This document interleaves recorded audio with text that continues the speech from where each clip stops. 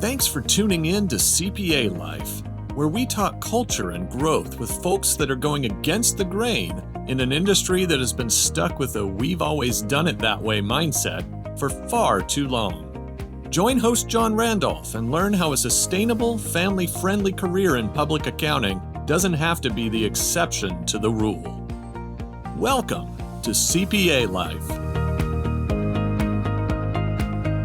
Hey everyone, we are back with another episode of the CPA Life podcast, the podcast that takes a few minutes every couple of weeks to connect and spotlight firms and firm leaders across the industry who are really committed to building modern-minded, people-centric firms where you're not required to sacrifice your soul at the altar of the job to build a thriving career in public accounting. And today, we're going to spend some time talking to Matt Patrick, who is the president and founder of Patrick Accounting and Whirks, which is a payroll, HR, and employee benefits provider. Matt, welcome to the show.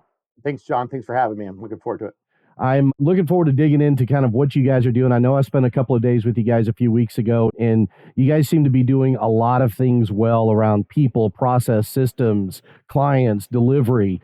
I know it hasn't always been that way, so we'll spend some time talking about kind of lessons you've learned along the way. But before we jump into all of that, typically what we like to do at this point is give a little context of your background, where you came from, and kind of what's evolved in your life to get you to the point where you are today. Because you had a pretty traditional college public accounting start to your career. Tell us a little bit about that. Yeah, absolutely. Undergrad in accounting at a tiny school in Montgomery, Alabama called Huntington College. Got my master's from the University of Memphis. Started my career with Arthur Andersen. I was with Arthur Andersen in Little Rock for 3 years and went up to Boston and worked with them, and was in Boston when Enron happened. And so went and looked for a job really fast. Was lucky enough to find one at Deloitte. I was at Deloitte about 18 months, and through conflicts of, they had acquired the Memphis office of Andersen and all kinds of stuff. I probably was a crappy employee, but I was let go, had a nice little severance package, and didn't know what I was going to do. Thought, I'll keep looking, but I, we'll see what happens. And I was lucky enough to be renewing my CPA certificate. And the guy I was renewing it with at a Pac Mail franchise said, "Hey, I see you're a CPA. I just moved here. I need a CPA." And I was like, "What do you mean by that?" And so that was, in theory, client one. That was at the very end of 2003. So a little divine intervention. He said, the guy just moved next to me just said he needed a CPA too. And I asked him if he knew one. And so you might want to go talk to him. That guy led me to a BNI, and next thing you know, within a month or so, I had like 20 clients. My wife was in a Bible study at church, and the lady next door was crying her eyes out and said, "Do you happen to know of an accountant?" And that was like my epiphany that somebody named God may be more involved in this than me.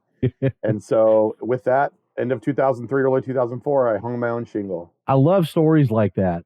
I always love telling it because it's funny. You know, anytime I'm in tough positions, I was telling someone this the other day because of some things we had to make some decisions on with our business recently. Someone said, "Well, do you pray for wisdom?" And I said, "No, I do not pray for wisdom because I am going to screw it up. I do not never ask for pray wisdom. for wisdom or patience, right? Those are the things you're never supposed to pray for." Yeah, I ask for clarity and remove all of the options and point me clearly at the one thing I need to do. 20 clients, your wife at a Bible study, that's pretty clear. You know what you're supposed to do, right? Yeah, pretty quickly. Like, hey, I think you might be onto something. You know, I'd come from a tax background, so I never had really been involved in hiring or even defining price. I mean, really, as a public accounting manager at the time, you kind of are adopting clients as they get handed to you, and they've already been set by price by somebody else. And here's your team you're going to work with. And I'd been involved in recruiting on campuses before, but never really had hired anybody. And so got to do all the joys. I was 29 years old trying to figure it out. So it's been a long journey to get to here, and never in a million years would I have thought that this was where I ended up. But I'm very thankful and blessed to be where we are now. And it's been a lot of fun along the journey to get there. So give us a picture of what the firm looks like today as far as number of FTEs, where are those people located, what type of business do you guys do, revenue numbers, things like that. Yeah, okay, happy to. So today we have 42 employees, around 25 in the Memphis area. We've got a distributed team both onshore, so we've got about 12, 13 people that are remote onshore, and then we've got some remote offshore as well. We have people in Philippines and in South Africa. And then we also use an outsourced firm, Analytics, to help us with our offshoring out of India. Our goal this year is to do $10 million in revenue between both brands. That's about 60-40 accounting firm versus the payroll HR benefits firm. Got it.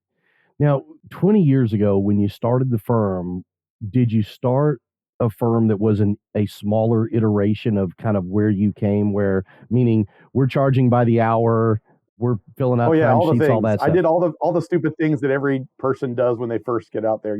My first hire was a family member, hired my mother-in-law. Common mistake every small business owner makes. I thought I'd have a tax practice. I'd been into QuickBooks before. I mean, coming from Big Four, QuickBooks wasn't a thing. My first client said, "Hey, we're on QuickBooks. Can you help me do W-2s?" I went, "I probably could figure that out." And so, I did about 100 tax returns that first tax year. I thought I'd have a tax practice, way underpriced everything, said yes to anybody who even remotely sounded like they needed accounting services done.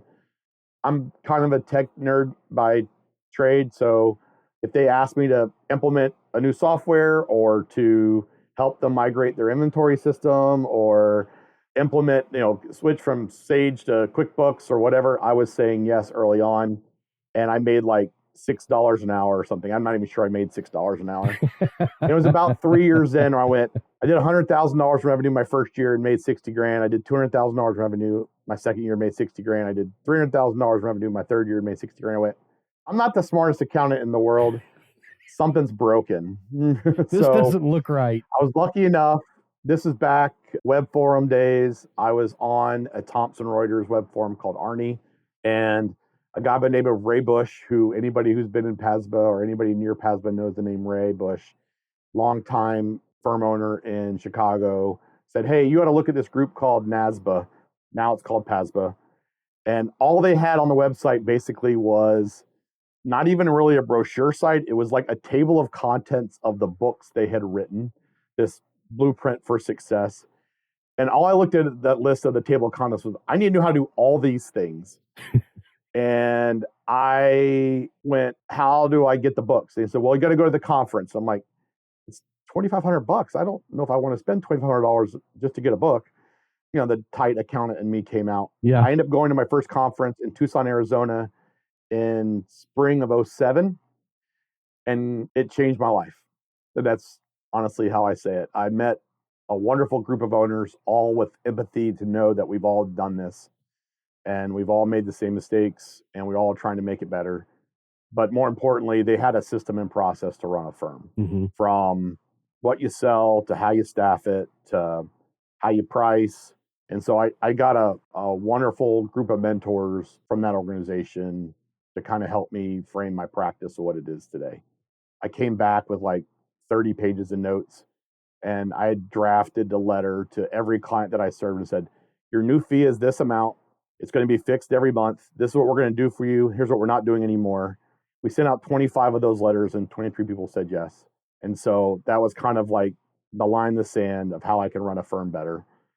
And that really shaped how we've hired and staffed from that point on. Obviously, we took that core principle and plugged our own way into doing it. And I always say PASBA is kind of my toolbox or my system, and I plug different tools into it, but the system's still right today. Yep. It really did change my family tree, is the way I think of it. At the time, I was working around the clock, never seeing my kids. And now today, it's, I have a firm I'm super proud of with a great team, people working with me. And we work on clients that we love working on, doing stuff that we really do help them succeed. And that's the joy that I have. I get to be an owner of a business instead of an accountant, which is a big deal for me. Yep. And I'm very lucky to have a great team. And I think that that's one of the dynamics that I recognized in you when I was there for a couple of days, and we haven't had a chance to really talk in depth about this, but one of the things that I recognize is that you've got a very solid tactical mindset of what do we do, how do we do it, but you have also evolved into a strategic leader that steps back, lets your people run things day in and day out, and you're figuring out the charting of the course. Where are we going to go? How are we going to get there? Now let's let people drive that for us. At what point in your career in the 21 years were you able to say, okay, I got to do less of this tactical stuff and I got to start figuring out where we're going. I mean, it's definitely been an evolution. Part of my early goal with PASBA was like, okay, let's make sure we have the right clients that we can really serve really well. Let's make sure that we have the right people on the team that can do that work at the right step for the right. This is the economics of the firm, which is the right price, the right person with the right skill set doing the right work. And so that was some of my early stages. And then knowing that in order for me to run a business, I can't have everything running through me. I can't be the chief rainmaker and the chief decision maker and the chief tactician and run admin teams and lead payroll services and be looking at what's new. I couldn't do all those things. Mm-hmm. I've been very fortunate to find people that have grown and developed with us. I mean, our leadership team has been with us now on average well over 10 years. Mm-hmm. They've all started in a entry level basic position at the firm, either a staff accountant or a salesperson or a general administrative person in our office. And they've all grown and developed with us. But what it really allowed me to do was take myself long term. It's evolved. Like I was still in production until probably 7, 8 years ago. Mm-hmm. And every year it's, I probably only had 10 billable hours last year, maybe. I mean, realistically, 10 billable hours. And now we're working on the second level of that. Like my leaders are also not carrying books of business down, which has been really, it gives them capacity to train and develop others. It's allowed us to have a better mindset of growth and development of all of our people having those capacities in the office. When you embrace a mindset, I had a mentor that I worked for years ago when I was late 20s, early 30s. When as young business people, we know everything, or at least we think we do. I had a mentor that I worked for, and Johnny was from Long Island, so had a wonderful, thick New York accent and lots of colorful words that he would use around it. I say those same colorful words. I'm not from New York, but I still know them.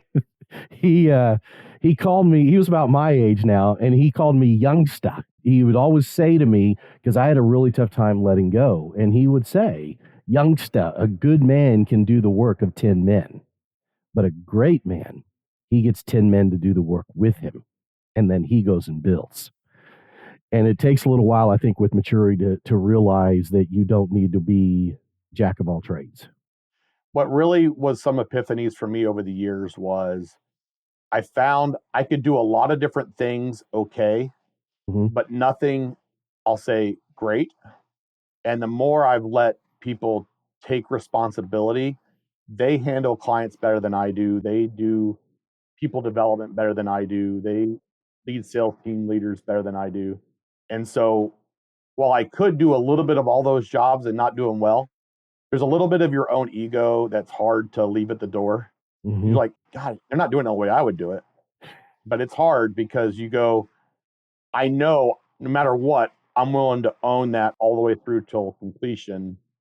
And so you have to give up that control a little bit going, I know they're not going to do it the way I do it. They may not do it at the speed I want them to do it at, but in the long run, I'm going to be better off. Well, you touched on something I think that allows that to happen, the tenure of your team, the tenure of your leadership team.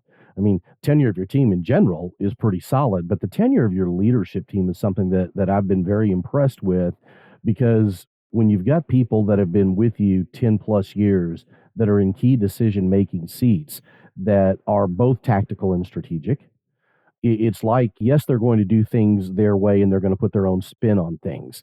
But there's also the faith and the trust that you've got 3, 4, 5, mini mats running around that at least view the problem a lot of times the same way that you would view it. They may not come up with the same solution, but you know how they're looking at it and analyzing it. Yeah. And I'm assuming that gives you some comfort because, like you said, they have grown up in the firm and been there for a while. There's a solid foundation. Yeah, I mean, it's trust. I mean, I was going to say that, and you said it. The key word is trust, and that's the same as any delegation, right? I mean, anytime you're delegating anything, you're only as good as the trust you have in the person you're delegating it to, and and the proven track record they have of taking that responsibility. I've been very, very fortunate. I mean, I think about our team as a whole. Our team has continued to evolve, and part of the things that we really worked hard on is developing and instilling trust in others. and we're intentional in our leadership development. We're intentional in our development of people as a whole, with the idea of going, our role as leaders is to develop leaders who develop leaders who develop leaders.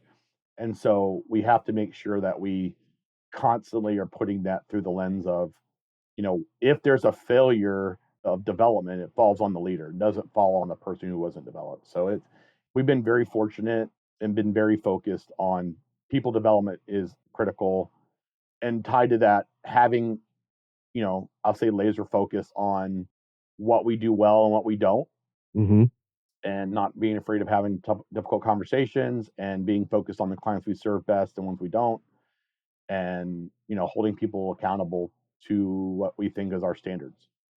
Tell me what you think has been the key to the success of retention with your firm, because let's be honest here, you sit in the middle of an industry that across the board, now obviously there's some bigger players that impact these numbers, but you're sitting in an industry that statistically has 20 to 30% turnover.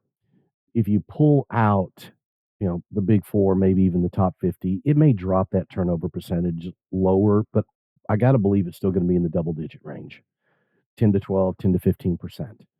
You guys have held on to people. Yeah. People don't leave when they come there. It hasn't always been that way. Mhm. I mean, that's the thing. I think back, we had a retention problem, those middle years. Mhm. And I think some things really came to light as we started understanding what our limitations were with retention. We weren't consistent in our hiring processes. That's the number one. So wing it, right? We'd wing it and say, well, this time we're going to interview with this person, and we're going to ask these questions. And we didn't even put them through what I'd say is an objective process. Mhm. So we would like them, and by liking them, that means they could get a job with us. Yes. And then we would know that they don't have the skill set to do that job, or we put way too much on them too fast and not been patient enough with them and burned them out. Mhm. And we weren't the right fit because at the time we didn't have the resources, the skill set, the development to help them and give them the patience they really needed to learn on the job. We were bringing on both sides work that we couldn't ideally do, or people that we didn't really identify the holes in their ability to do the work we were asking them to do. Mhm. And so both tightening up our client list so that we know the work we're really doing is going to be something that we can repeat every single time. And we talk about these three things: it's repeatable and scalable and profitable. So we know how we can do that work really well. And on the people side, we have a very set standard by which we hire people now.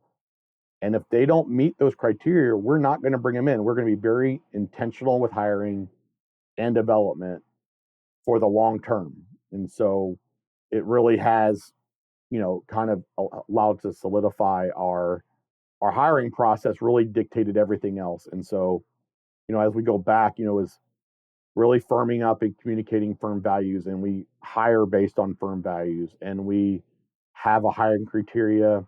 We talked about this when you were in town, which was, we're going to follow ideal team player 100% of the time. We're going to measure those people on the front end of determining, do they have the skill sets and the core values of our firm before we bring them in. If they do, they have our core values, we're going to have the right person. And then we have to determine if they are on the right seat on our team based on their ability to do the work, their capacity to do it, how much they want that job. And so that it allows us to really find the best candidates we can find. And we just have to be picky, which means we limit our growth to some extent because we can only Mhm. grow to the extent of our capacity to do work. And so there's always that balance between people and sales. And that's the same as the inevitable. I always think about that beer commercial when the guy goes and sells a bunch more beer to sell, and then they go, that's great, but we need another plant and we need 14 more people to produce the beer. And so there's always that constant battle between those two sides. But it's a lot of fun. Yep. I was listening to, I think it was either the most recent podcast. You guys host a podcast called One Step Better. And I don't remember if it was the most recent podcast or the one before that, but you guys were talking about something that I believe really summarizes what we're talking about here, what we're going to spend a little bit more time talking about. And I believe it's also one of the things that's helped your firm grow and get to the level that you've gotten to over the last 2 decades. You said our big goals are a lot around people. I want to see the development of our team continuing to flourish. I want to see the continuing growth of our people taking on leadership roles. Yep. And it goes back to what you said a minute ago. We want our leaders to train leaders to train leaders to train leaders. Yep. I mean, it's a multiplier effect. As anybody knows, a bad person in a role will handle 1x. A great person in that role will handle 5x. Mm-hmm. The multiplier of having the right people in the right seat, doing the right things the right way, the right time, it has a wonderful exponential effect on everything you do. Yep. And so I think where firms, if you think about the firms that are having retention problems, it's hours. So how are you managing the workload that you have? How are you pricing the work so that you're still profitable? And the only way that some firms are able to overcome that number is by more hours. I think it's the type of clients they're serving and the way they're serving them. And so by us being focused on one type of client, we don't take tax work that is outside of monthly accounting work. We typically won't take an accounting client that we don't do their payroll. So we have some very standard rules and go, I understand we could do that, Mm-hmm. but it's not the best long-term for us. Right. And so we want to have a very standard set of rules by which we work on the technology we want to work on so we can have it be really proficient. And we know that the market's big enough for us to find the work that makes sense for us to do really, really well. Well, I think that what you start to realize as a business owner is there are certain things that are non-negotiables. Those got to be there. Like you're saying, we're typically not going to take on bookkeeping work if we're not doing your payroll. We're definitely not going to take on your tax work if we're not doing your bookkeeping work. And my experience has been every single time that you create that exception, because it just feels like it's the right thing to do for whatever reason, more times than not, it ends up biting you in the butt somewhere. Yeah, it always bites you in the butt every single time. Yeah. And, it sounds good too. Like that big new project that's going to be great and it's going to lead to this, and this. Yeah. It's never the case. You end up getting over your skis, and the stress of that one big client is not worth it sometimes because you put off the trade-off and opportunity cost of what that meant and what that means for your overall firm profitability is not going to be nearly as good. Yeah. Yeah. But it sounds great when you talk about this great new client every single time. It always sounds a whole lot better than it ends up being. I've said to my staff many times over the last few years, hey, the next time I start talking about X, you guys just slap me. You have the green light to just slap me because it never I have works. said the same thing, and they've come close to slapping me. I put some filters in place finally. I'm an eternal optimist too, which makes things go a little haywire sometimes when it comes to new clients, because you go, it's not great now, but when we get it cleaned up, it's going to be great, and they never get cleaned up. And so having learned my lesson over time, I have some people now that create filters, and they're a little more pessimistic, I would say.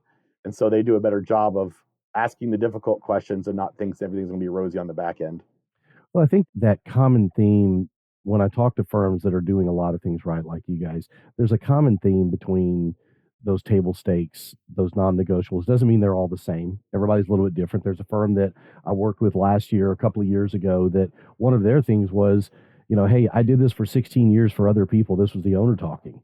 Like, I did this for 16 years for other people. And one of the things I quickly realized is every fight that I had with the client, didn't matter what the fight was about. Every fight I had with the client, the common thing with those clients, they were always behind on their taxes. Always. Mm-hmm. So I do not take on a client that's behind on their taxes. I just don't. We don't either. I may be losing some money, but the headache that comes from that client, it's not worth it. We do not take on clients that are behind. We talk about one of our criteria is the healthy fear of the IRS. And we find that clients that have had, now we've had clients that we've come in like, hey, my husband took care of this forever. He passed away. I kind of froze. I didn't know what to do. I thought they were going to handle it. They didn't handle it. And they recognize the problem and they're coming to us. That's a different scenario. But for the most part, like, same owner. Yeah, I got behind. I figured it would be okay. We'll catch up eventually. And I just didn't care enough. Mm-hmm. And I'm like, well, then you're not a great fit for us. And so we walk away from that 100% of the time. Yeah, I think that those things are important to have in place in your firm. And so much of what you've talked about since we started working together and since we've been talking today really revolves around your desire to hire great people and give them an environment that they can flourish and grow in, while also not being just a great employee, but being a great mom, a great dad, a great brother, sister, aunt, absolutely, uncle, just an overall person. Talk to me about that, because I think so many times in the profession, there is a mindset of, well, I had to do this to get here, so they should too. And I had a partner one day say to me, we were talking about it, and he said, John, just because we had to do it doesn't mean it was right. as my parents used to say, two wrongs don't make a right. Um, I remember, when like I said, when I started the firm, my oldest was 9 months old, and I was already feeling that my wife was working, I was working, kid gets sick, what do you do? And they go to daycare and they're going to catch everything under the sun, every ear infection that ever goes through. Every person with children in our office has kids that have sporting events they want to attend and dance recitals and, fifth grade graduations and all the things. And so, I think it's just understanding today's world is a little bit different. We're so fortunate with technology. I don't know why firms fight this. I think as we talk about a professional 40. I expect our team to work professional 40 hours. That means that they need to flex in and flex out as they can to do the things they need to do. We have a very production mindset still, and I'm okay with them going to their kids' sporting event, knowing that our technology allows them to log back in at night or work through a lunch or come in early. It's not that they're not going to get their stuff done. And so with a production mindset of, hey, just take care of the stuff that you're assigned to, and I know you're going to own it.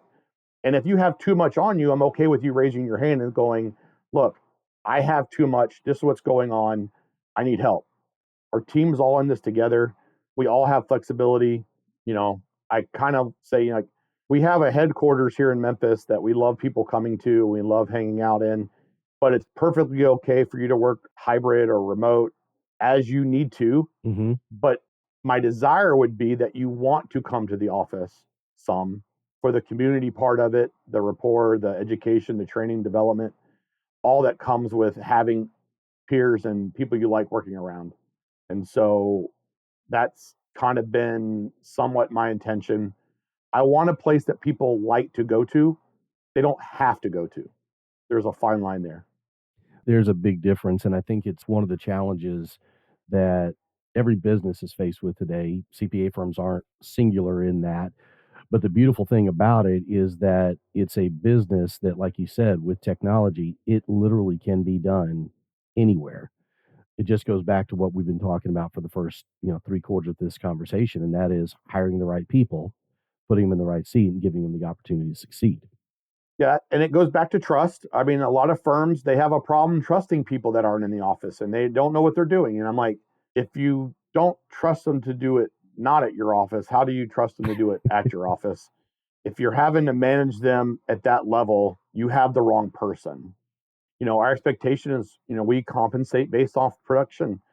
We hold people accountable to production. And so to the extent that you're getting your work done, everything's going to be great. It's that you're not getting your work done, things aren't going to be great. And we have an expected level of production that any person in any role has.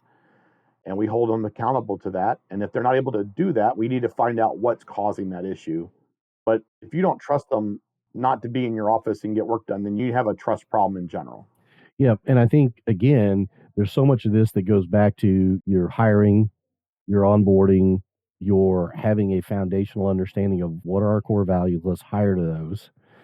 You mentioned the mindset of, or the book, The Ideal Team Player. Talk a little bit about how that is something that's ingrained in the culture of the firm and the entire mindset of humble, hungry, smart. Yeah. Hungry, humble, smart. Our firm values: own it, challenge it, team first, empathy for others, passion for our purpose. That's what we measure through our hiring process, along with ideal team players: hungry, humble, smart. For us, for me, this is how I define them. Maybe not be exactly how the book defines it, but for me, humble means I'm coachable, I'm teachable, I want to develop. Hungry means I want to keep learning. I always want to be someone who is in a learning mindset. And then people smart is I have to deal with all types of people, Mm-hmm. all different types of personalities.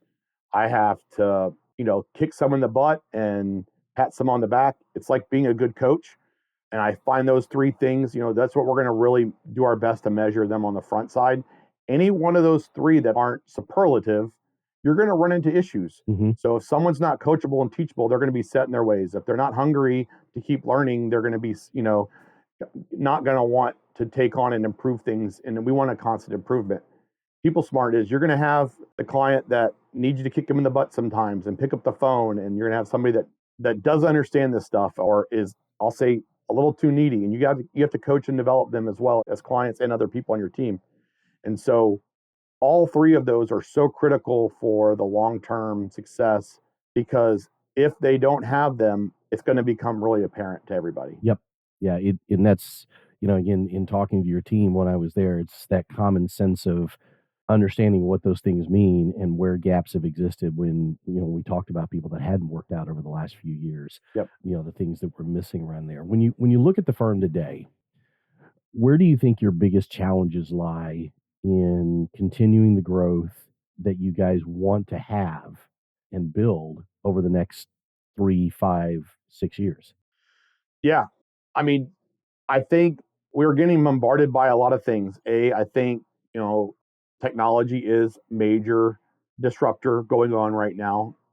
Not just AI, but all the different tools that are out there, all the different technology based on the industry you're in.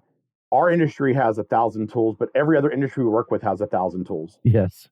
And so making sure that we're picking the right set of tools at the right time, systematizing it in a way that becomes something that an outsource model still makes sense for.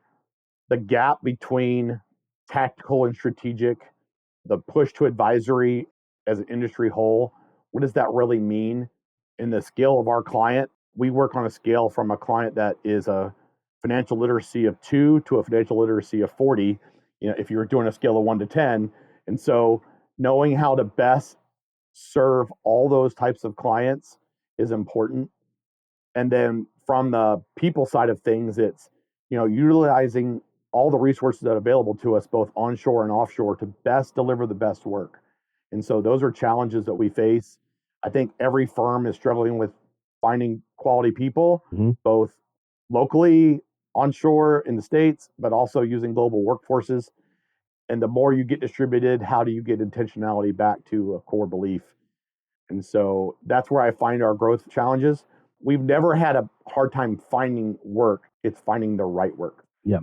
That's a great way to put it. I mean, what you guys are building at Patrick Accounting really shows the rest of the industry what's possible in today's marketplace and in today's CPA firm world if you place a high priority on your people.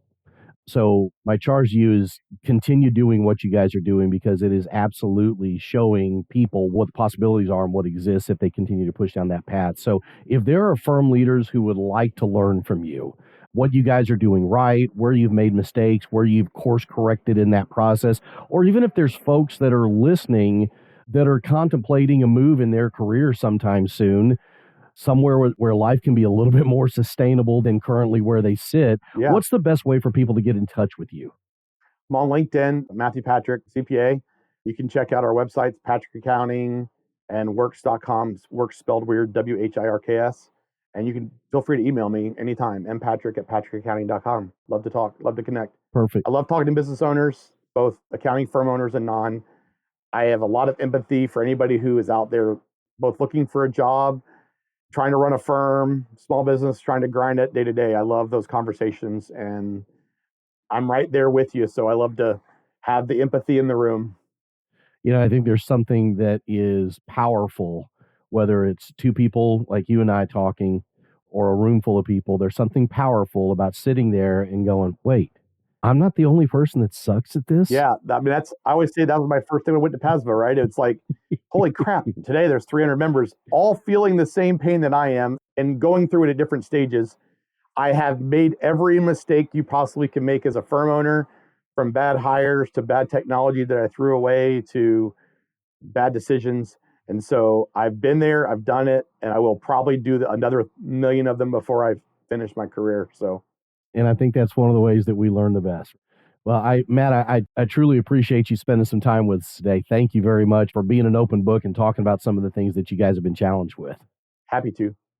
We're really thankful that not only you, but other owners that we've talked to are willing to lay cards on the table, be transparent about things. If you're listening to this and you like what you heard, leave a comment below. And also don't forget to subscribe to the podcast to make sure that you're in the loop for some great conversations that we have teed up for future episodes, showing you what a career could look like at a firm like Patrick Accounting and many other firms who are building more people-centric cultures. Until next time. We hope you enjoyed today's episode.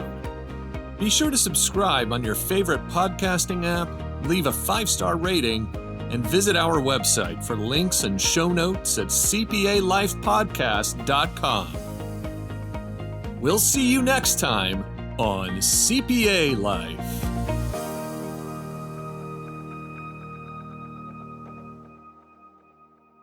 ProfessionalProductions.net